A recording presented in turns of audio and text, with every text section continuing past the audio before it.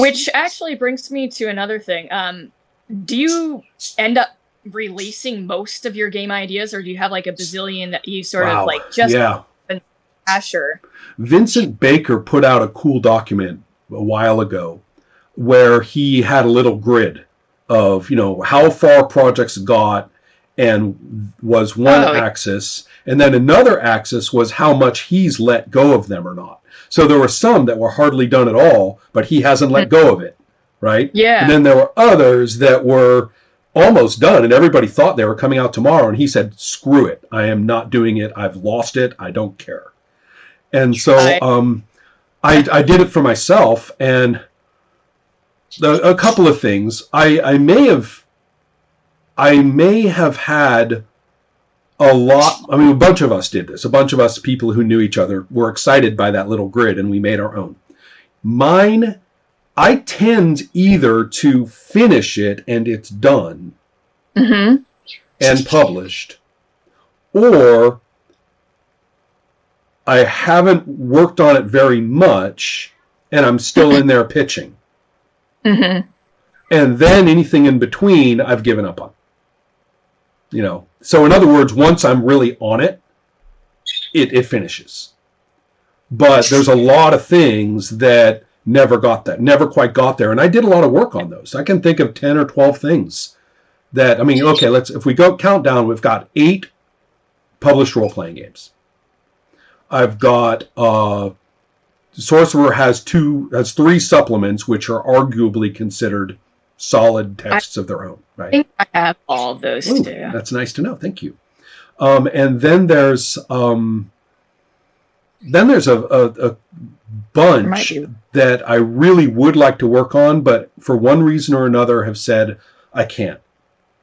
Others similarly that I've said, I really worked hard on these and I like them, but I just don't think I don't find it in me to see it as a done game to give to people. And then there's a bunch of things that are real prototypical that I'm like, I'll bump along on these any day. Any given moment, I'll be plinking away at one of them because I still like them. So, nice. It's definitely not the sort of image of, the auteur thing. I have my vision. I work on my vision. I have realized my vision. Yeah. Here is my thing. Okay, next vision. It's simultaneous. There's like 80 things all being going on. Yeah. I guess this is what editions are for, but there's some games that I just feel like I wish they were never really done. You could just pop them online and revise and add to them. It's like that's a really good idea. Of all of them, I would say Sorcerer is the one that part of it is just the interface with the reader, because I find the same thing now as I did 20 years ago, which is that people encounter it and they bounce off it. And when I explain something that they ask, they say, well, why didn't you say it like that in there? And I would say, because that was for you. And if I did that with everybody, every sentence would have 18 footnotes with a different thing for different people if I did that. But that's one I almost wish that I could almost customize the text per person, through time. And then there's Troll. Okay, there is this. Elves was first released in 2000, and in 2005 I re-released it with, I think, small but critical changes. Trollbabe first came out in 2003. And however, it's the 2009 write-up and publication that I consider, with very small rules changes, but with a very dedicated notion of exactly how to write it. And in fact, I think it's my best written work of everything. I think it's simply the best solid single piece of writing I've done. So both of those went through, as you can see, obviously, went through a phase of, okay, it's done. And then you look at it and you go, well, shit, I'm smarter, I hope. Older anyway. And what I do have is a ton more experience of everybody playing this thing and interacting with it. Yeah. And this was a really fermenting time, too, from 2000 to 2005 for Elves, 2003 to 2009 for Trollbabe. that's room to be influenced by a lot of other people's really experimental games. I mean, Jason Morningstar falls right in there, you know? So you're talking to somebody who had worked on those things without being influenced by Jason, and then after being influenced by Jason, you know? I mean, it's really not trivial, you know? So, you know, there's a lot of other things. In 2003, my book Sex and Sorcery came out, and I wouldn't say it was totally the catalyst, but it certainly played a role in the huge wave of women-written role-playing games in the next few years. And those had a huge impact on Trollbabe. So, you know, it's not trivial. I mean, that period was a time where if a person wasn't paying attention to what was going on with 50 to 100, 200 designers, then they were really missing out. I mean, if they said, okay, my game's done, well, maybe it is, maybe it isn't. Then again, My Life with Master came out in 2003, and I read it today, and I would say I wouldn't change a word, and Paul certainly won't. He's like, I did it, it's done, that's what it says, that's what it does. You know, not and happening. Sometimes that's nice, too. Say that again? To feel something is, you know, firmly wrapped up and packaged perfectly how you want it. Other times, you know, nice to be able to think, well, there's ways I could improve this. It's so tricky. For a long time, I was happier thinking about it like a musician. Look, the album came out, okay? Yeah. It came out. Yeah, it's got everything. I listen to it, and I hold my head in my hands. You know, we've played it 10,000 times in concert since, and we totally think we get it right now. When we, you know, back then we just written it. And you could see, but if you think about it, what if the, you know, what if the remaining Rolling Stones said, hey, you know what, we're going to do Let It Bleed Again.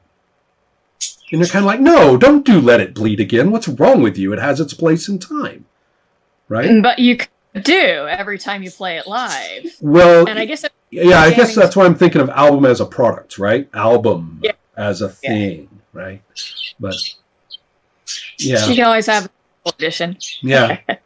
So it's a tricky thing. I tend to kind of waver in that, but it's true that we are talking about something that's a lot more like a rock and roll song to play than like, you know, I don't know, a written novel, right? Yeah. Let's compare a written novel to, and not the produced song, but the song as a thing that you can play. Oh, yeah. Right? Then it's got that two dimensions, really. Yeah. I mean, these are instruments, really. Even more so even than songs. These are instruments. That's a very good comparison. Yeah. And so, therefore, it does make sense to keep tweaking, especially if you're inventing a new instrument. It does make sense to keep tweaking it as an engineering and artistic and experiential device. Right. I've been really lucky in that I've almost always had a group or two or three or four that I can get to playtest like crazy, and I actually really like playtesting. As far as I'm concerned, I could never, ever design without that, and certainly never publish. I mean, I agree with you. It's critical. I've had games that I wrote, over 100 pages of and play tested and then trashed. Yeah, and said, this was beautiful. I got that out of my head. I can put that on the shelf now. Yeah, seriously. But it's still not worthwhile enough. Yeah. Except for what? Except for just for me and my little group of people that Right. Oh, and of course, there's always my friends who say, aren't you going to work on that? Aren't you going to get that one out? I loved it so much. Aren't you going to do that one? And you're like, no. Nope. Because you may have enjoyed it, but it still proved to me that it's not going to come out.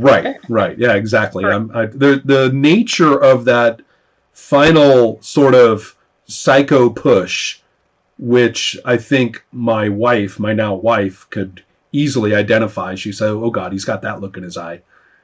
This is going to get done, but he's going to be impossible, until we go through this final bit, where it actually becomes a thing.